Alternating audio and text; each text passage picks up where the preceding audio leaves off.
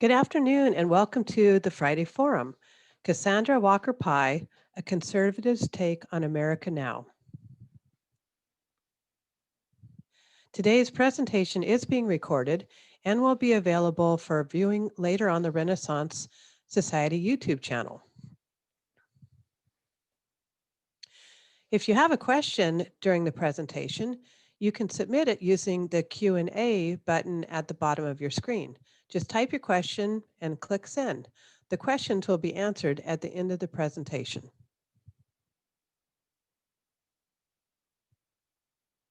I'm very excited to introduce Cassandra Walker Pye. She's the Executive Vice President and Chief Strategist at Lucas Public Affairs. She's worked in global, national, and state roles as a strategic communications and public affairs practitioner.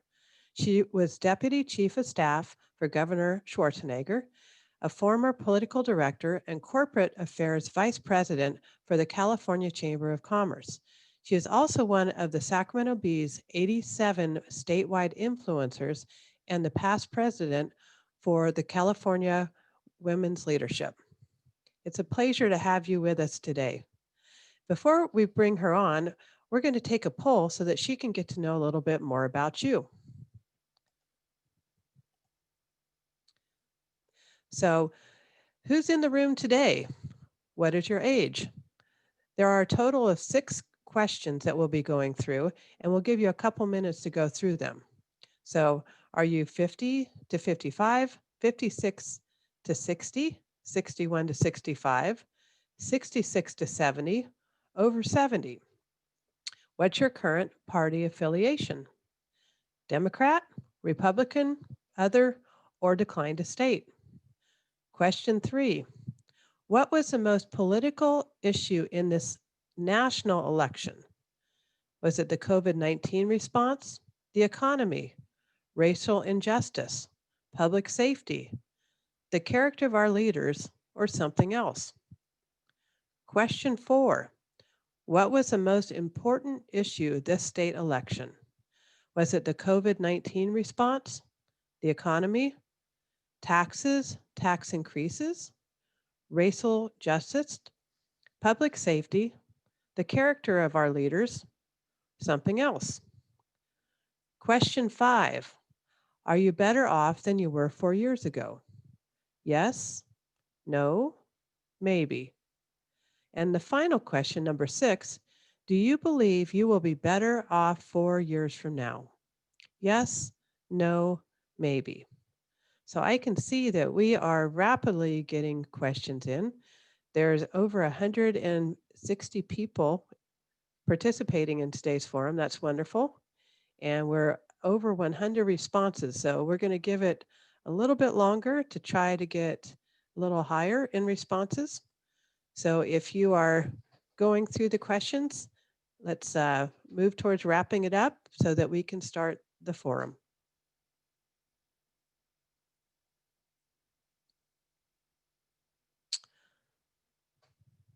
So we have over 137 people have put their answers in. So we'll give it about 15 more seconds, and then we will go ahead and end the poll. So there's lots of votes going on. Thank you for participating. Okay, and let's go ahead and end the poll and see what the results are.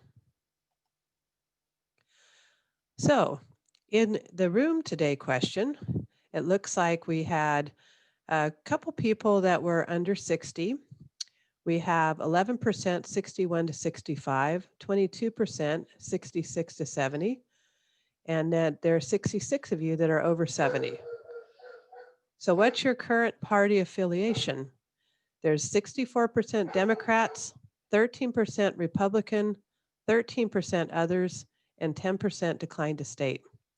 As far as what you felt the most important issue in this national election, 24% was a COVID response, 12% the economy, 3% racial justice, 2% public safety, 50% character of our leaders, and then 10% was something else. As far as the state election responses, 31%, the largest, was a COVID response. 12% on economy, 15 taxes, tax increases, 16% racial justice, 1% public safety, 14% character of our leaders, 12% something else. And as far as if you were better off than you were 4 years ago, 36 say yes, percent say yes, 42% no, 22% of you are not sure. Do you believe that you'll be better off 4 years from now? So 44% said yes, 20% no, and then 35 are maybe. And so with that, I'm going to ask Cassandra to come on, and she'll be going through the presentation over the rest of the course. Awesome. Thank you. And I am going to share my screen.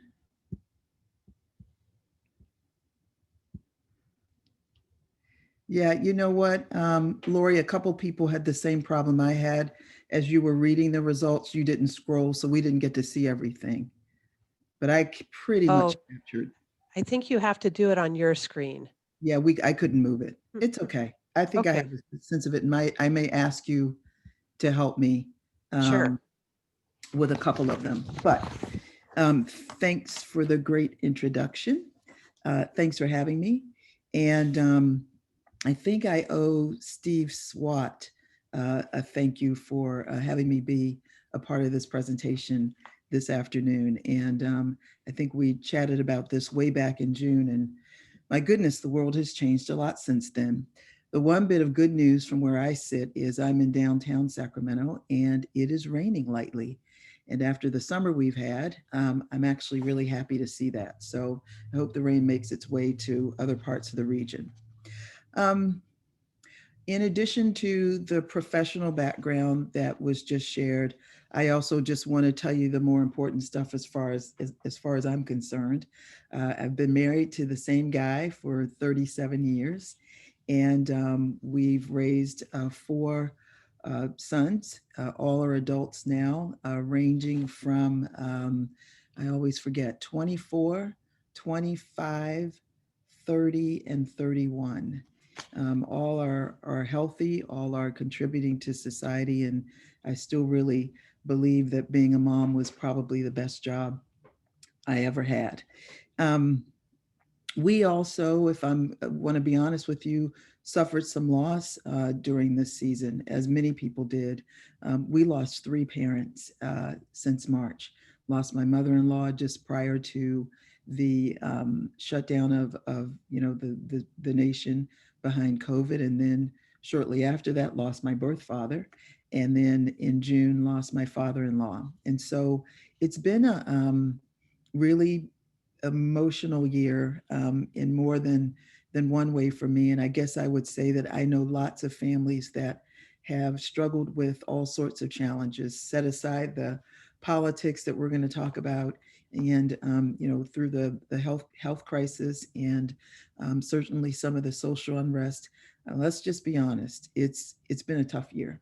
And for those of you who have had losses, I will express my own concerns, but also tell you I know exactly how you feel. But that said, I'm really excited about being here, and we're scheduled for an hour. I'm told that you want me to talk for about 30 minutes. I'm more inclined to spend time with some back and forth with you. I've got some prepared remarks, but hope we'll get a chance for a real exchange today. Was really good to hear, get a sense of who's here. So I think, Lori, what I got down was two people under 50, about 15 or 16, 60 to 65, 32 or so, 65 to 70, and 96 or 97 who are over 70. So welcome to all of you. I just wanted to have a sense of who was in the room. I think there are about 90 or so Democrats in the room. I wrote down 18 Republicans, and then I'm assuming the rest are declined to state. I couldn't write that one down quickly enough. And what I also heard, just in terms of uh, important issues during for the national election. And then the state is, we're a little bit all over the place, though, as usual. The economy wins. I see, and certainly the COVID-19 response at the top of the list, both at the national and the state level, but lots of concerns around a variety of issues. And so it's good to get to have a sense of who you are. Um, I always like to start here. And as you would expect, as a Black woman, am asked often why I'm conservative, but more to the point, why I'm a Republican. And these days, I'm asked a lot about why I'm still a Republican. And I would say, just like most of you, it goes back to my own personal story. Um, was born to a 19-year-old single woman in Washington, D.C. And before that conjures up all kinds of images, she was actually from a relatively affluent African American family in Washington, D.C. And she hid her pregnancy from her mother. She had been a debutante. She was on her way to college. There were all kinds of expectations for what her life was going to be like. And certainly having a child out of wedlock was not going to be a part of that. She hid the pregnancy. I was placed up for adoption in a private adoption. And as I love to tell this story, when I was 5 weeks old, moved over to Baltimore. They were expecting me, but I got there a couple days sooner than they were expecting. So I actually spent the first night swaddled in blankets and towels in a dresser drawer. That was my first bassinet. And I guess my mom and dad went out the next day to get the right supplies. Mom was a teacher. Dad was a laborer. I grew up in a strongly working class community, very, very working class. And if those of you who know Baltimore know it's a pretty industrial city, and it certainly was when I was coming up. And both parents, while we were in what I consider the mid-Atlantic area, both parents were raised and had Southern roots. And I think that had a lot to do certainly with some of the perspectives that they shared with me. And I guess I'd like to say, and this really goes to the root of why I registered Republican when I did. On our block, in our neighborhood, everybody knew everybody. And I grew up in one of those neighborhoods where if I was doing something I wasn't supposed to do and another neighbor saw it, he or she'd have had every right to correct me, just as my own parents did. But it was also a neighborhood where you could tell, everybody knew when someone was out of a job.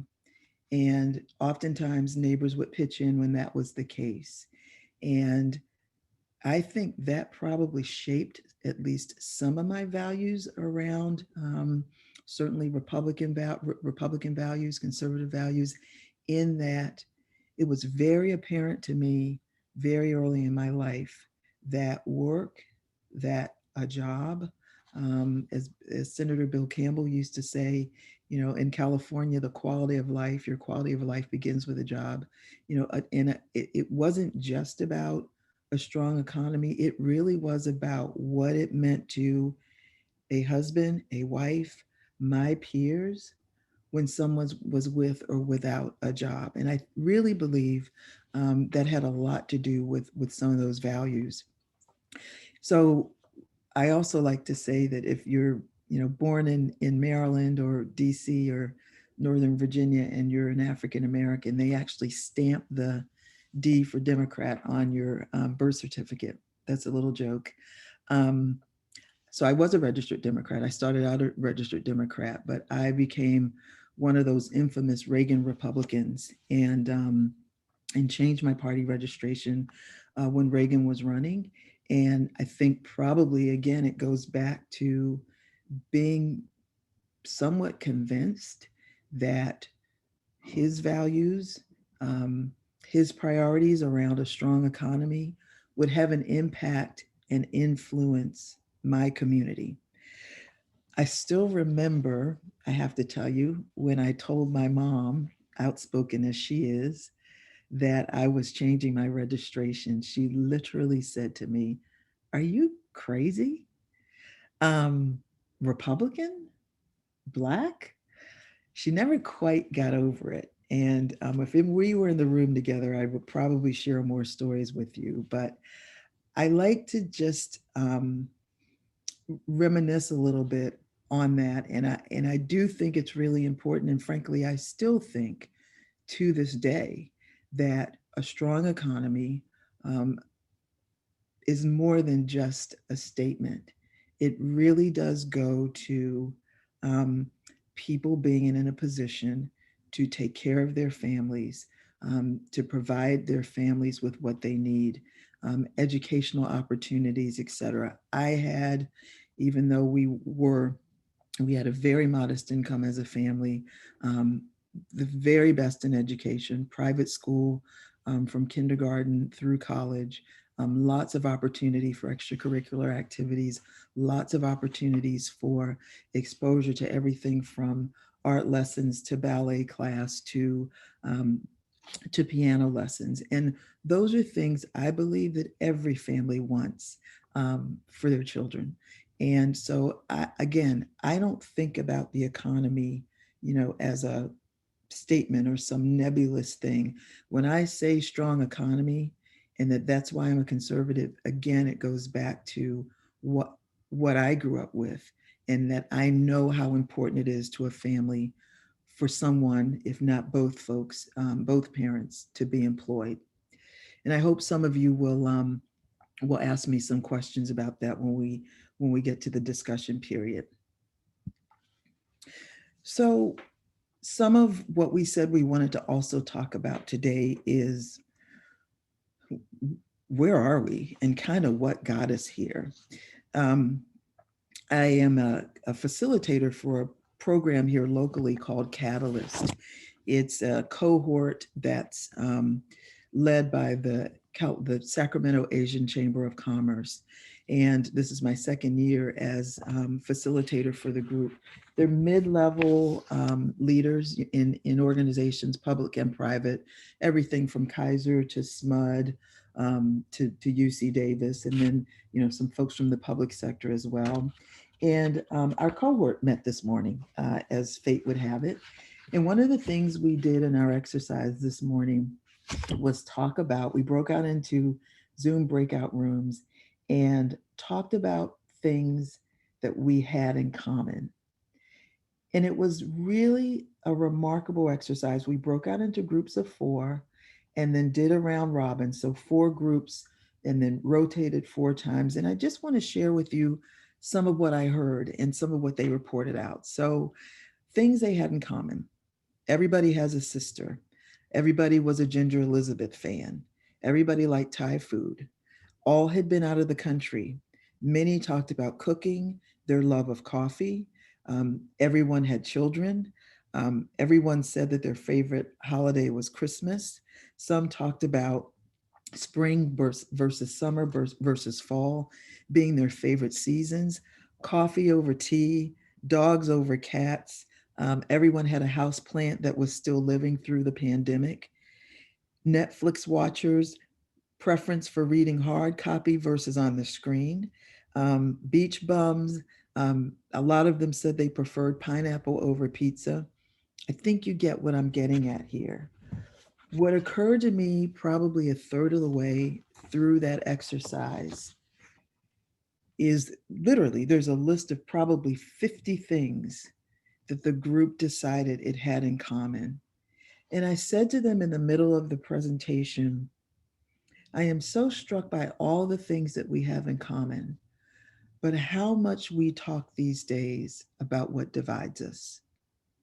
And I am not a social scientist. I'm a married woman, a Christian mom who's 61 years old. And so I'm going to share with you, what I'm going to share with you in terms of what's happened to us has nothing to do with science. It's my perspective. But I do think it's a really good question. How is it that we are so divided when we have so much in common? Social scientists say that we are tribal by nature. And I suppose I believe that's true as well. If that is the case, then some of what I believe has happened, and again, this is my humble opinion, I could be wrong, is that the internet and those devilish phones of ours, um, and social networks and platforms sort of reinforce that tribalism and has kind of taken it to the extreme. We connect within our bubbles now. We spend a lot of time talking to and talking with and communicating with people who think like us. And what's gotten worse, I think, is we've lost an ability collectively. There certainly are exceptions, but we seem to have lost that ability collectively to disagree respectfully. And so that certainly governs, a lot of what we see on the internet, but I suppose it also governs a lot of what we've seen in our politics. And so I'll put that piece out. One is tribalism. I think two is just what's happened with social channels and social networks and that reinforcement of our opinion and sort of staying within our tribes. I think three, our demographics are shifting and we are becoming a more colorized, if you will, society. Our society is growing blacker and browner by the decade. And I would certainly think that there are some who fear that change, or at least have some anxiety about that change. And I do believe that we have leaders who, I mean, and this is nothing new in politics. Those of you who follow it know that, fear is one of the greatest motivators. I think there are leaders, and I will say, our president in the mix, who stoke those fears, who reinforce those fears. And that is probably a trend that's not going to go away very quickly. And again, I hope when we get a chance to chat, we'll talk a little bit about that because I'm certainly open to uh, having some of you challenge me there. But that's, again, I'm not a social scientist, my point of view. The other thing I feel very compelled to say is that, and I think um, I would have said this no matter what, I would have said this, no matter what. Our country has never really come to terms with our sins, with those very, very biased and in some cases very racist foundations of our society. When the Constitution came to be, someone who looked like me would not have been considered a full citizen. And while I fell for Reagan and Reaganism, if you will, I heard him talk a lot about that shining city on a hill. I too sort of believe in that ideal of America, but I also believe that we've got to come to terms with and start to engage on our flaws and our flawed past and what that's meant to where we are now. So that's another piece I think I'd want to share and again hear from you in the discussion, because that's to me very important. And here's why. This was a moment of inflection for us. And if you thought you could ignore or didn't want to believe or didn't quite pay close attention, you probably did in late May.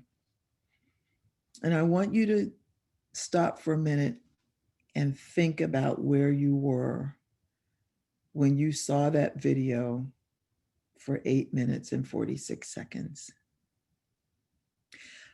I had decided I was not going to look at the video. I have 4 sons. I worry about their safety and well-being every time they leave my presence in a very, very deep way. It's a scary thing being a mother of Black sons in this country. And so I hadn't planned to watch it, but I read in a news clip that he called for his mother as he was dying. And so I watched it. I've watched it once, haven't watched it since. So I know where I was, and I want you to think about where you were. And I want you to think about what you may have learned in the moment. This is what I learned. I am a part of a organization, a public affairs firm that has 23 professionals. Many of them, they're 260 somethings, myself and my partner, 150 something, 240 somethings, and everybody else is in their 20s.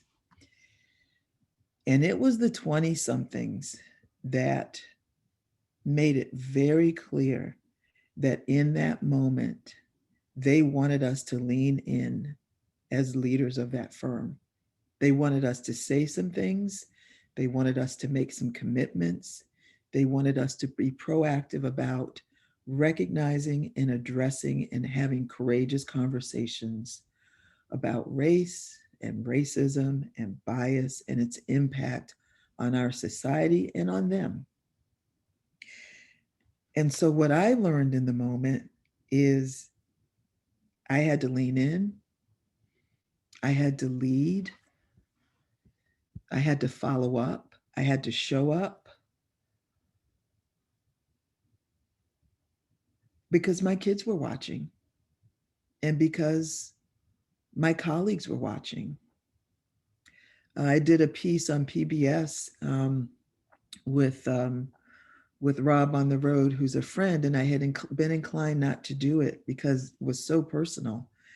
And it was my two younger boys that said to me, Mom, you have to. You have to tell your story. And so, what I learned in that moment is that we've all got a responsibility. Can't boil the ocean, can't turn away 400 years of history, but we can all lean in and lead in our own way because we have to. Your kids are watching, your grandkids are watching. If you are still employed or if you still are engaged in commerce, your employees are watching, your colleagues are watching. And I had to tee this up because was too important an opportunity for me again as a truly a lover of my country, someone who loves my country, um, but who really believes in this moment. It is so important that we start to address directly and respectfully um, some of those things that we didn't quite get right and that we still haven't gotten right. And so I will ask you, what are you doing differently?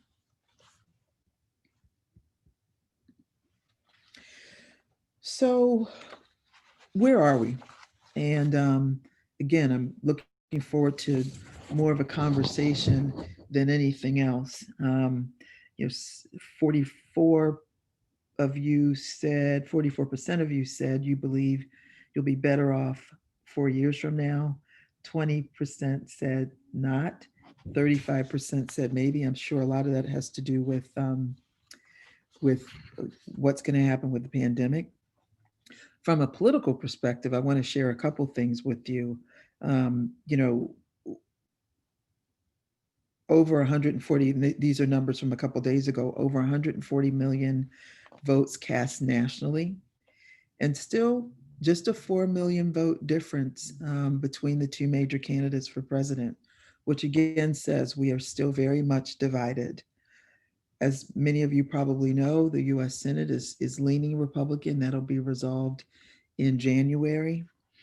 Uh, Great news for me personally and professionally. Nationally, the Republican Party finally ran more women. And guess what? Won with those women, which is something many of us have been asking them to think about. for a long time. Um, there were, I think if you take it down to the state of California, um, a little bit of a mixed bag in that the electorate here, while we certainly acknowledge the state is deep blue, um, mm, there were still some measures that, the I'll just say the legislature is a little bit still governing a little bit still to the left of where the state is more broadly. I think that's interesting, and it really does show that there's a little bit of a misalignment there. The state has got some very serious challenges, as you all know, and I suppose what I am hoping for is leadership that's more responsive, leadership that's a little more aligned with where the voters are. And again, if I take us back to the slide, the George Floyd slide, I would say some of that leadership is not going to be global. Some of that leadership is not going to be national. I live 5 blocks from the Capitol. Some of that leadership isn't even going to come from down the street. A lot of that leadership is going to come from the 206 participants on this call. We all have a responsibility in this moment to lead where and how we can. And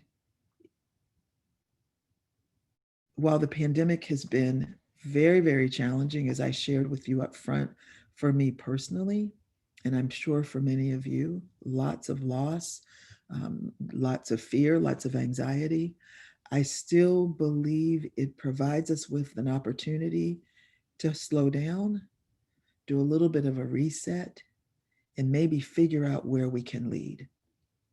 And I hope that all of us and that all of you will think of a way as we make our way into this conversation on how and where you might do that. And that goes to where will we go? And that's the part I think I'd like to start our conversation with. So with that, Lori, I think I went about 30 minutes or so. And so I'm going to stop my share and there we go. Start with Christy and see what we got. Okay, Cassandra. Well, you've certainly energized our membership this week. We have a lot of very robust questions for you, so we'll do our best to try to get through as many as possible and address things that have come up. The first that I came in, this member says, Anne Applebaum wrote that Republican elites who have assisted Donald Trump are collaborators.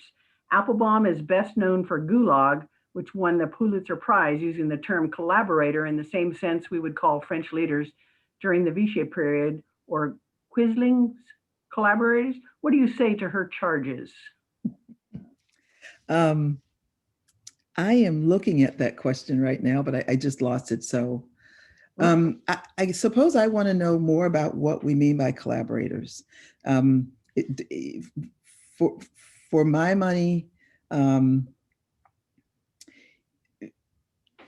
don't think about Republican elites as the only elites in this country. I think of all elites as elites in this country, regardless of their party. And I suppose my response might be that that's not a part. It is not a partisan question. As a friend of mine said to me, Democrats have made as many people rich in this country as Republicans have. And if that is the definition, then I'd say there are collaborators on both sides of the aisle, Christy. That would be my response. Okay, thanks. The news media has conflated the conservative movement with white supremacy. How do you differentiate between the two? Read that one again. The news media has conflated the conservative movement with white supremacy. How do you differentiate between the two? Well, I don't think all the news media has done that. And as I just shared with you, I consider myself a conservative, and I'm certainly not a white supremacist. And let me guarantee you that that's the case. I think it's easy to use sound bites. And this again goes back to being more deliberate, slowing down, being more mindful about how we talk to each other instead of at each other, and thinking more about what we have in common versus what we don't. I don't believe all conservatives are white supremacists, but I certainly worry about white supremacy in this country. And I suppose I would leave it at that. I don't believe they're one and the same, but I do worry.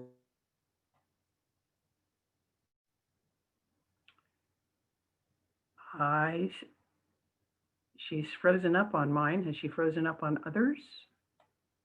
Or is it me?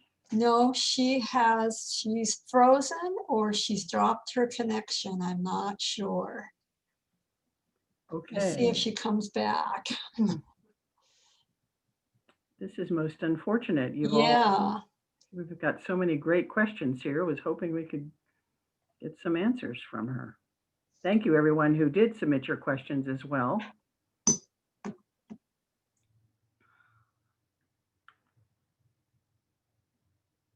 In the meantime,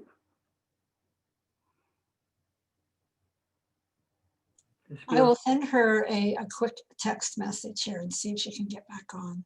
Okay. Christy, this is Lori. I did notice there was a couple of comments about one of the questions that she did not get the right one as the highest. The character of our leaders was the answer. We're coming up on that right now. Yeah, okay.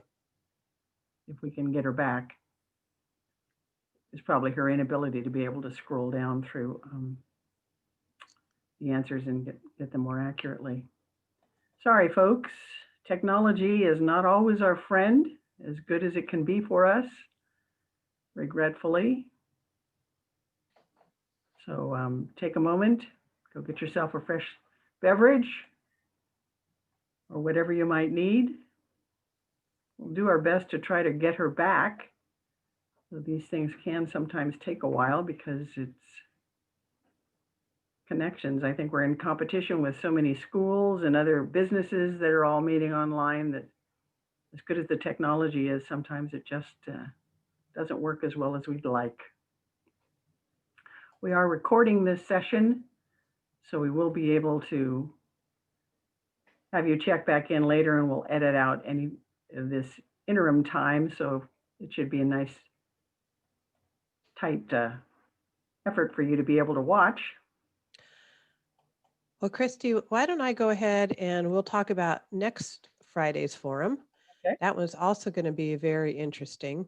We have Dr. Alina Lastro Nino, who's going to be talking about to be or not to be, is there a choice? And it's my understanding that she's an expert in this area. So if you have any friends or if you have beekeepers, that might be a very interesting thing for not only those of us that just enjoy watching bees and the product of bees, but also folks that are a little bit more serious about it.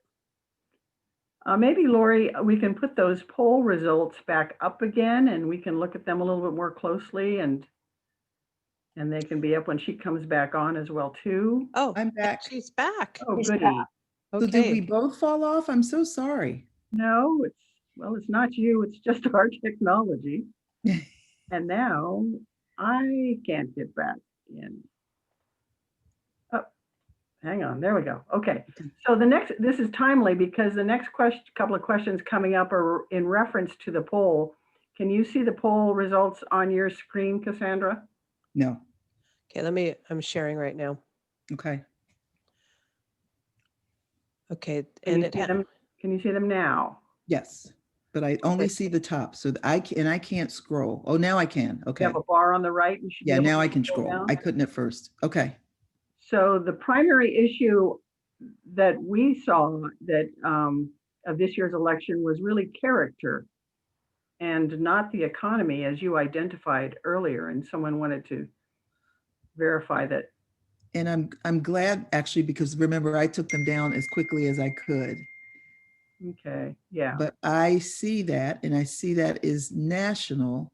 And I suppose the other thing I'd call out is it looks a little bit different. It's more about the COVID-19 response at the state level. And that makes a lot of sense to me. I'm glad you called that out.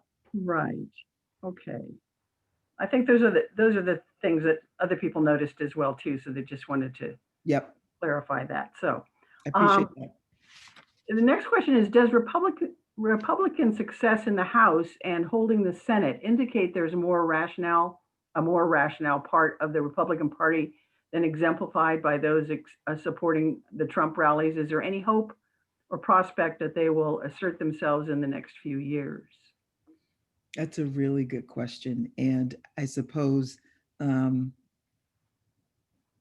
I'm probably a test subject there, Christy. Um, every time I say I'm going to step away, I think this probably goes back to why I talk so much about individual leadership. I the optimist in me believes that yes, that it will take time to rebuild, that we will have to be strategic. But there were a couple of lessons, certainly, that I think were worth noting in this election. First of all, just like white voters aren't monolithic, we learned that Black voters aren't monolithic, and we certainly learned that Latino voters are not monolithic and vote Republican pretty consistently in pretty big numbers in some states. And some of that has to do with, personal religious beliefs. Some of that has to do with jobs in the economy. Again, that there's that jobs thing again. Some of that has to do with, ironically, a variety of views on immigration. And I saw a really great piece in the New York Times a few days ago where they interviewed Latino voters in exit polls in Texas. And one of the things one of the women said who was interviewed is, I believe in immigration reform, but I also want to be sure that it's fair. So there's the opportunity. If the Republican Party would recognize that there are opportunities to speak to a variety of voters in a variety of ways, there's the opportunity. I'm a communicator by trade, and so I'm probably biased in that regard, but I do think we continue to make the mistake to believe that that voters are monolithic, and we're not. And I think the other thing that is an opportunity, and this goes back to me talking with you all about my own team professionally, there's an opportunity to engage young people in a very real and authentic way in this process. They're at the table right now. They want to lean in. They want to engage, and they are not monolithic either. So the optimist in me believes, yes, Christy, there's a chance certainly to pull this back a little bit. And but we do have to demonstrate some character at the top of the ticket, but also we've all got this responsibility to lead as well. So someone is asking, do you characterize as socialism the coming to the aid of your neighbors in hard times? As we did when I was growing up, I wouldn't put a label on that. I call that neighborly. Okay. How do you define a quote strong economy? The current administration defines it as a strong market. Others define it as having to do with the economic well-being of those in the workforce. How do you differentiate it? I think for me, it is definitely about the workforce. It always has been. I shared some of that with you at the outset. It is strong markets. Again, matters to elites and very, very rich people. Jobs and job creation matter to people in my neighborhood. And that's how you build a middle class. And that too will lead to strong markets. But for me, it really is about jobs and job creation. Out of curiosity, my own question would be, how do you define elites? Well, um, there are financial elites, those who are financially elite, and I'm not a part of that group. There's certainly political elites, and that's that class of folks. I tend to think the professionals of the mix who really aren't terribly in touch with real people either. And I suppose there's the thought elites, and all nice people, but somewhere up here in the atmosphere where the rest of us sort of operating in the real world, either financially or otherwise. Are you any of those? Sorry. You don't consider yourself thought elites? No, I consider myself a thought leader. I but certainly not an elite. I would really like to think of myself as someone who's thoughtful, and someone who engages in the process in a thoughtful way. Um, and someone to the point earlier about, am I a socialist? Someone who cares deeply about my family, my friends, and particularly my neighbors. Okay. So we had the next question kind of that segues nicely. How do you reconcile the absolutely huge tax breaks for the wealthy to the reality that between the poor and the rich has been growing considerably to where the top 600 families in our country have more wealth than the entire 60% of the entire population? The I trickle down can't theory has been pretty well determined to be bogus. I can't justify it. I think that's probably where I struggle the most. And we live in a democratic state, and very, very blue state. And again, I don't think this is really about partisanship as much as it is about fairness. And again, just finding people the opportunity to do something that helps them create a livelihood for themselves. And so, again, I'll raise what my friend said, who was a former legislator actually, who said, Democrats have done as much to create that, those 600 people as Republicans have. And a lot of that has to do probably with um, system and systems. But yeah, I struggle with that myself personally. So, what do you see as the lasting impact of Donald Trump on the Republican Party? Well, for starters, I think the prior question about what does economic growth really look like? Is it about the markets and strong markets, or is it about people really getting jobs and opportunity? And I think he may not have changed that definition or perception, but he has certainly done a lot to reinforce it. So I believe that's a big part of his legacy. I don't know that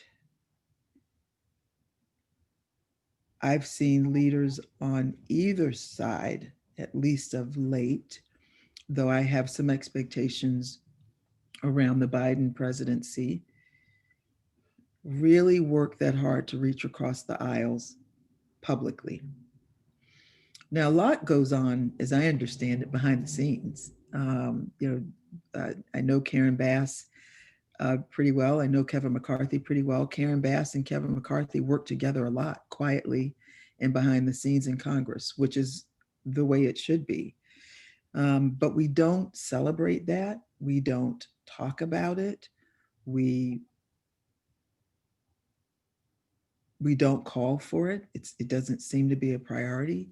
And so I would say if there's a place where I'd like to see us start to rebuild, it would be electing leaders who are more inclined to not just do it, but talk about it and talk about why it's important. That's going to be probably a part of his legacy. And I guess the last piece just frankly has to do with decency. And Simply that. And I have adult children. I am sad that people with younger children, children who are impressionable, have had to have watch some of the vitriol in the process, some of the language that's been used in this process, um, some of the way we've gone about talking about each other and talking to each other. One of the things that I probably love, Christmas, it's Christmas, and then it's January 20th. Literally, since I was a little girl, it was Christmas and it was January 20th. Nothing meant more to me coming up than that peaceful transition of power that took place on those Capitol steps. And my husband and I were blessed enough to go to George W. Bush's inauguration, but any other one, Republican or Democrat, glued to the television and absolutely captivated by what that meant, and seeing two leaders, again, regardless of who lost, be there to complete that transition in a peaceful way. I'm sad that at the prospect that some of your children or grandchildren won't get a chance to see that. It makes me sad. That is a part of what um, helps us engage and makes us feel like we are a part of something bigger than us. And so, sadly, his legacy may also be, a not so gracious exit. Okay, so we have another probably 7 or 8 minutes. Let's see if we can get through a number of these. Someone's saying that they're a pro-business Democrat and they're looking for what kind of books they should read, or who should they follow as conservative opinion shapers to broaden their understanding. This is a pro-business Democrat? Yeah, they said, I'm a pro-business Democrat, but which books do you think they should read, or who should they follow as a conservative opinion shaper? No, that's a really good question. I have to think about that. I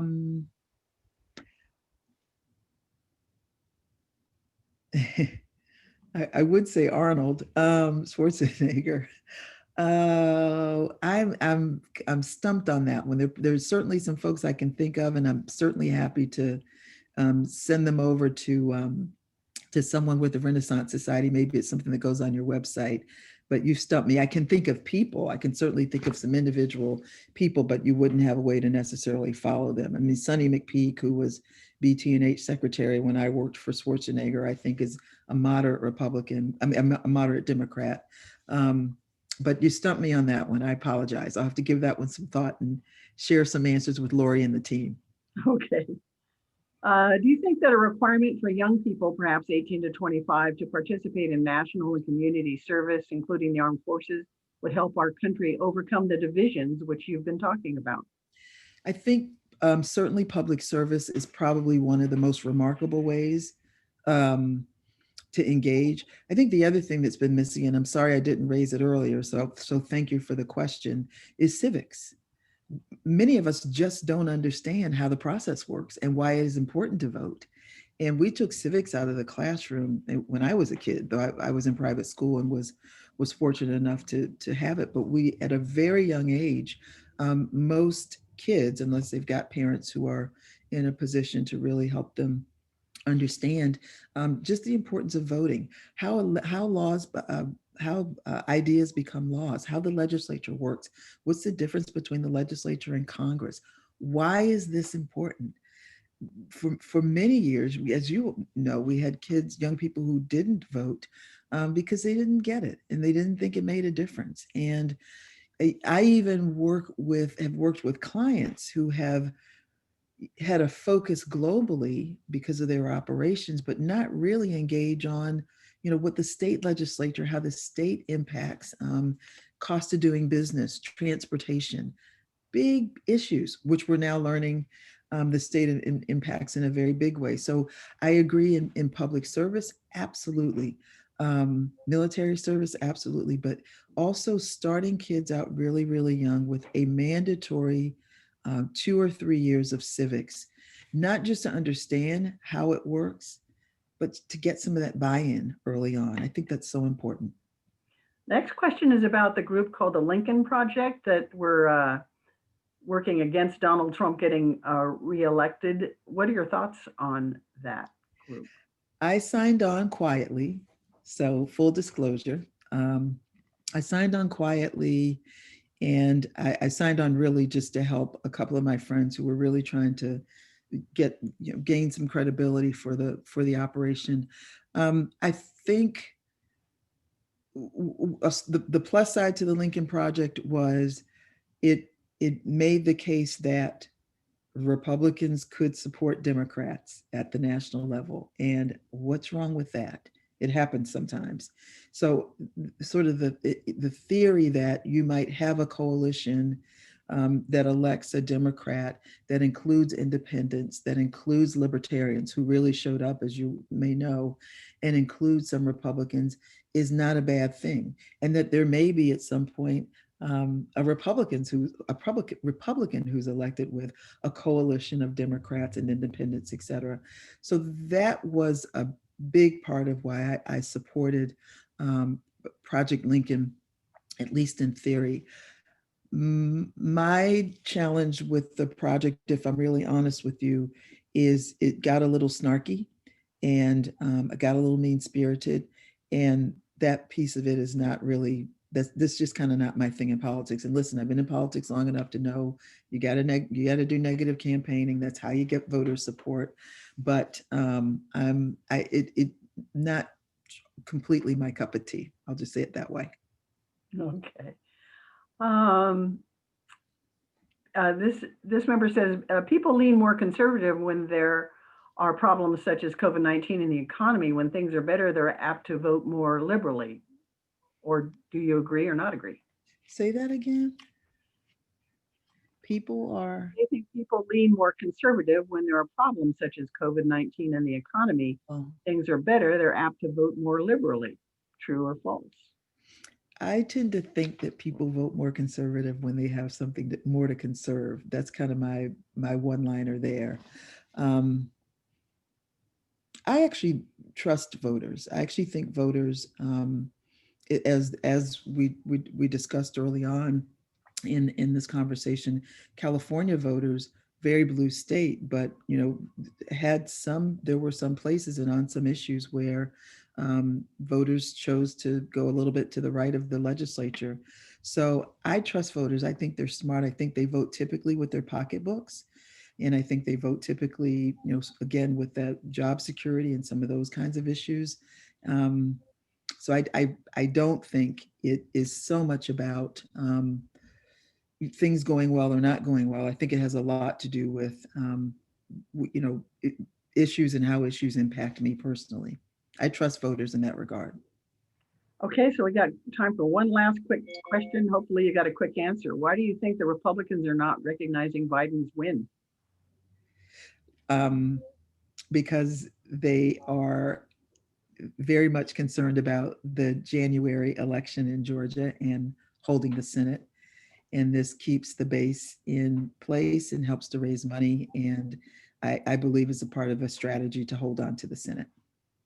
You're probably right. Okay, thank you so much, Cassandra. We'll turn it back over to Lori now. Okay, thank you, Christy. All right, and we realize this has been a very question-provoking forum, and we appreciate all the energy that you put into the questions. We just have run out of time. We're going to go ahead and share the information about